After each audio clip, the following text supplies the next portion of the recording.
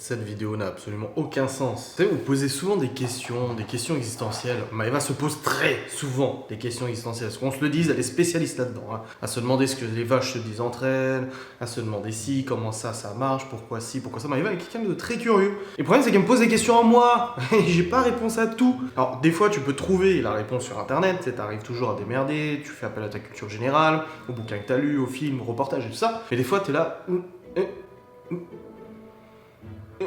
Et ben là, c'est exactement ce qui se passe dans cette vidéo.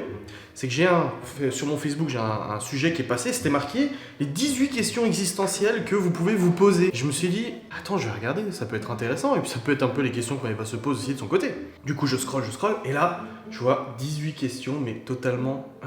Alors je vais essayer d'en faire une vidéo, pas trop longue, pour essayer de répondre à ces questions existentielles. Voilà, essayer de dire, qu'est-ce que j'apporterai comme réponse. Je vais pas détailler chaque réponse ou quoi que ce soit, mais je trouve que c'est assez intéressant en fait de se poser, voilà, de se dire. Je trouve que c'est assez intéressant ensemble d'échanger là-dessus et n'hésitez pas en commentaire. Encore une fois, j'appelle à rédiger des commentaires. N'hésitez pas en commentaire à répondre à certaines des questions qui vous ont paru le plus pertinentes en fait au niveau existentiel. J'en ai vu certaines qui sont un petit peu inutiles, mais d'autres aussi où tu dis c'est pas faux. Mais le jeu, c'est pas réfléchir 50 ans, c'est pas je me pose 1 heure et puis je donnerai la réponse quand j'aurai trouvé. Non, faut vraiment une réponse comme ça, tac au tac. Allez, tu vois, c'est bon, t'as compris? Alors je regarde là-bas parce que le PC il est là-bas. Première question. Oh putain, je vois flou. Ah ouais, à la base, je suis censé avoir des lunettes depuis maintenant 10 ans. Une fois tous les 5-6 ans, je pète un plomb, je vais chez l'ophtalmo, il me fait un contrôle, machin, ils me font des montures, des lunettes et tout ça. Je les porte 3 semaines et après j'abandonne parce que soit elles me font mal à la tête, soit elles me font dégueuler, même si c'est des verres progressifs. Je suis un peu mal en portant des lunettes. Enfin, je sais pas. Mais du coup, je vois un petit peu flou. Alors, si vous pouviez faire un discours de 30 secondes à la Terre entière, que diriez-vous? Oh vache! Non mais tu vois le genre de question? Qu'est-ce que tu veux? Comment tu veux trouver quelque chose à dire à la Terre entière? Déjà, faudrait parler la même langue. Et là, c'est compliqué. Là, t'es dans la merde. Alors, admettons, il y a des traducteurs et tout ça. Aimez-vous les uns les autres, bordel de merde? Non. Je sais pas ce que je pourrais dire à la Terre, parce que le problème, c'est que je parlerai forcément de mes ressentis à moi, mais c'est pas forcément le même pour tout le monde, tu vois, c'est un peu compliqué. C'est pas... Tu vois, c'est des questions, t'as pas la réponse. C'est super chiant. Deuxième question, si vous deviez mourir à minuit, que feriez-vous à 23h45? Ça dépend de la contexte de la situation. Donc forcément, j'ai des gamins, je les prendrai avec moi, je les serrerai dans mes bras. Mais t'imagines l'horreur du truc? L'horreur! T'as un mec qui vient qui te dit, dans 15 minutes, tu décèdes. Non mais, t'es censé faire quoi? Ou admettons, t'es au courant. Ah non, c'est à 23h, il est 23h45. Donc, on part du principe qu'on a déjà fait tout ce qu'on voulait. C'est-à-dire qu'on était averti à l'avance. Donc, on a déjà fait les câlins, les bisous, les machins, on a embrassé ses enfants et tout.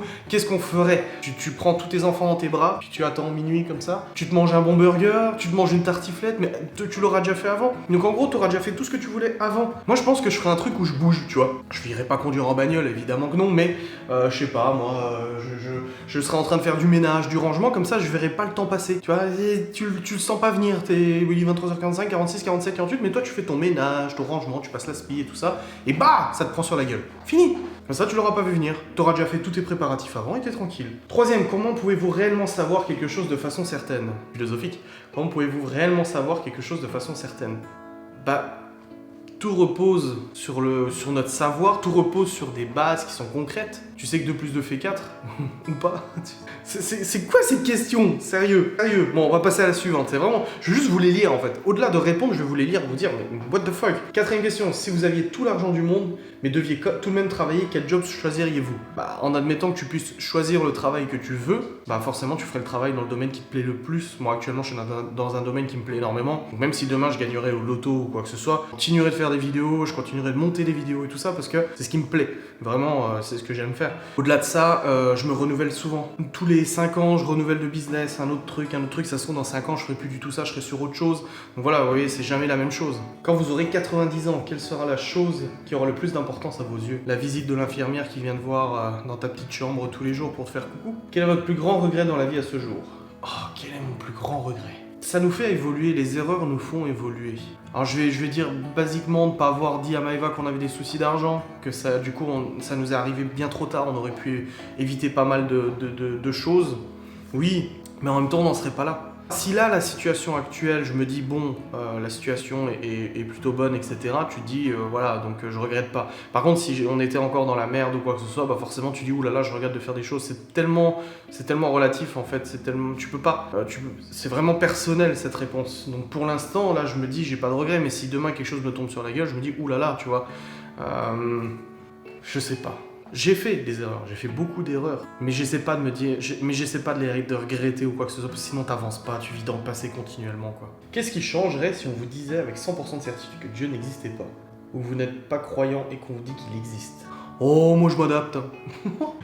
J'ai eu tellement d'informations de toutes les enquêtes qu'on a fait, de ci, de ça, des recherches, des reportages, des ci, que au final, c'est ce que je dis à Maëva l'autre jour, je dis moi je crois plus en rien, j'en sais rien, et puis quand on vient me dire ah c'est comme ça, je dis d'accord, et puis bah je me ferai ma propre opinion le jour où je mourrai, quoi. Si vous deviez tout perdre demain, vers qui vous tourneriez-vous pour chercher du réconfort? Cette personne c'est elle qui a signifié autant pour vous. On a déjà tout perdu, j'ai déjà tout perdu, et bah forcément la personne envers qui je me suis retourné c'était mes parents. Les personnes en l'occurrence, du coup c'était mes parents, qui ont toujours été là pour nous, malgré la difficulté, malgré les situations vraiment très compliquées que je leur ai imposées, avec toutes ces situations financières, le fait que j'ai caché à tout le monde que financièrement ça n'allait pas et tout, il y a plusieurs années maintenant, ça remonte un petit moment, mais forcément je me retournerai vers eux parce qu'ils ont toujours été là. Et je sais qu'on n'est pas tous, on n'a pas tous la possibilité d'avoir nos parents derrière nous, malgré peu importe la situation. Et je sais que malheureusement Maëva n'a pas eu cette aide de son côté. Et pourtant elle n'avait rien fait du tout. Mais elle n'a pas eu cette aide de son côté parce qu'on n'est pas tous pareils. On n'est pas tous les mêmes parents. Voilà, tout simplement. Avez-vous peur de la mort? Si oui, avez-vous une bonne raison? Non, j'ai pas peur de la mort en soi. Sinon on vient me dire t'as un cancer et tu vas mourir dans 6 mois, bah merde quoi. Mais je serais pas surpris. Qu'est-ce que vous changeriez si vous saviez que vous ne pourriez jamais mourir? Oh, c'est horrible. T'imagines, tu mourrais jamais. Qu'est-ce que je ferais? Pas des conneries, parce que t'as pas envie d'être emprisonné, t'imagines toi? Tu fais une connerie, de toute façon tu vas en tôle, alors tu mourras jamais, putain c'est chiant, tu te dis je serai là pour l'éternité. Non, qu'est-ce que tu pourrais faire? Apprendre, parce que il y a plein de choses que je me dis, tu vois, j'aimerais bien apprendre des langues supplémentaires, j'aimerais bien apprendre des instruments supplémentaires, j'aimerais bien apprendre plein de choses. Moi je suis quelqu'un comme ça, moi j'apprends au feeling. Mais si tu te dis que ta vie va se finir, bah tu vois là par exemple j'ai 31 ans, je me dis je vais peut-être pas me lancer à mon âge à faire ça, tu vois, je vais pas totalement changer de métier ou totalement changer d'apprentissage parce que je me dis c'est un peu trop tard, autant que je me perfectionne dans ce que je fais actuellement. Tandis que si tu te dis que ta vie est éternelle, bah autant tout apprendre. Et au final, tu te retrouves dans 1000 ans à tout savoir, quoi. Le pays dans lequel vous vivez est-il celui qui vous convient le mieux? Non, mais je suis pas sûr qu'on doit être rattaché à un pays en soi, à un pays, un gouvernement, un fonctionnement, à une situation géographique. Je pense que chaque personne a une situation géographique, politique, etc. qui lui convient le plus ou moins.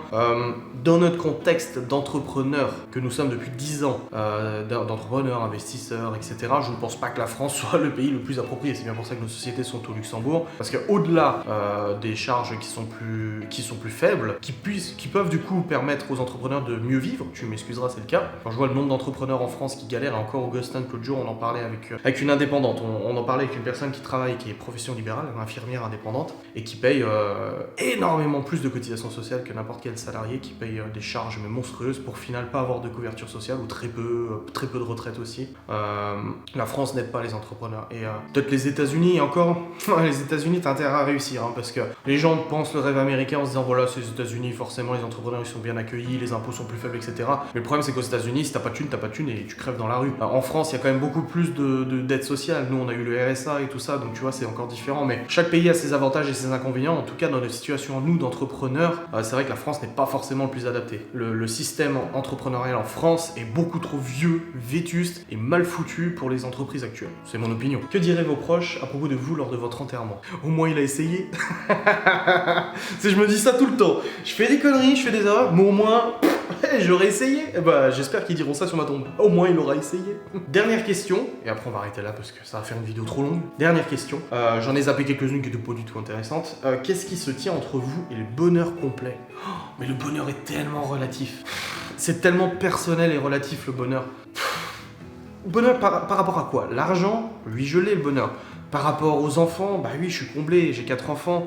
Par rapport à la situation de la maison, oui, forcément, cette maison apporte du bonheur. Comparé à la situation, comparé au travail, oui, mais c'est tellement relatif. Moi, je suis un éternel optimiste et je me dis tout le temps que... je me dis jamais que l'herbe est plus verte ailleurs. Je me dis toujours qu'il peut y avoir des couilles encore plus graves ailleurs. Donc, je me satisfais de ma situation et je me dis que de toute manière, ça peut être mieux comme ça peut être pire. Donc, autant se satisfaire de ce qu'on a et se dire, bon, c'est déjà pas mal, tu vois. Ce qui est déjà le cas actuellement. Il y a forcément pire que nous, il y a forcément bien mieux que nous. Et c'est la vie, et c'est comme ça. Contrairement à Maëva, qui, elle m'en voudra pas de dire ça parce que je lui dis tout le temps, Maëva a un tempérament qui est beaucoup plus pessimiste, beaucoup plus négatif. Maëva, depuis que je la connais, elle est constamment à la recherche du bonheur. Et tous ses proches et ses amis le savent et le disent de la même manière. Maëva est une éternelle insatisfaite et c'est bien pour ça que Maëva fait tout le temps des projets, change les choses. Il y a toujours, en fait, il faut toujours qu'elle ait un but dans la vie. Il faut toujours, mais tout le monde, mais elle particulièrement, soit c'est un déménagement, soit c'est des vacances à planifier, soit c'est un nouveau projet comme la lithothérapie, soit c'est plein de choses en fait. Elle a toujours besoin de se dire qu'elle est occupée et qu'elle doit faire quelque chose. Et c'est ça qui lui occupe l'esprit et qui lui évite de se dire que finalement il y a des choses qui vont pas. Elle verra toujours les choses qui vont pas, mais elle occulte beaucoup ce qui peut aller. Et ça c'est vraiment dommage. Et c'est pas la seule, il y en a plein qui sont comme ça, j'en ai connu d'autres aussi qui sont comme ça, de personnes. Mais c'est vrai que c'est triste, c'est triste. Et parfois je lui dis, attends. Hey, attends, prends du recul.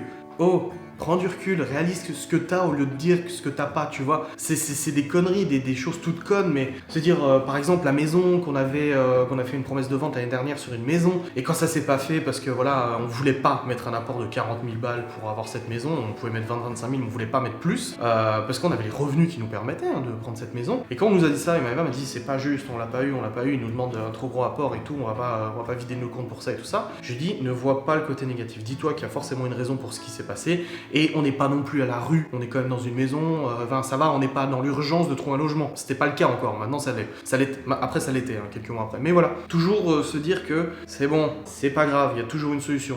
Et bah c'est pour beaucoup de choses comme ça. C'est pour beaucoup de choses comme ça, il y a toujours une raison. Par exemple, le turbo de la DSi casse. Ah putain, le turbo est cassé, fait chier, machin. Je dis ouais, tu sais, ça aurait pu être pire, hein. J'aurais pu me planter sur l'autoroute, la bagnole elle se serait mise serait partie en tête à queue, les roues bloquées et tout, et je boum, tu vois. Et bah ouais, moi je me satisfais toujours de ce qu'on a, et je me dis que bah c'est déjà bien. Et puis on essaie de faire en sorte que ça soit toujours mieux, et puis de se satisfaire. Mais il n'y a pas de bonheur à proprement parler. Je me dis pas qu'il peut y avoir un bonheur complet, parce qu'il y aura toujours des avantages et des inconvénients, il y aura toujours des bonnes choses et des mauvaises choses. L'important en fait c'est de vivre avec et de mixer un peu tout ça pour faire un équilibre et se dire qu'il y a des jours où ça se passera pas bien, il y a des jours où ça se passera bien.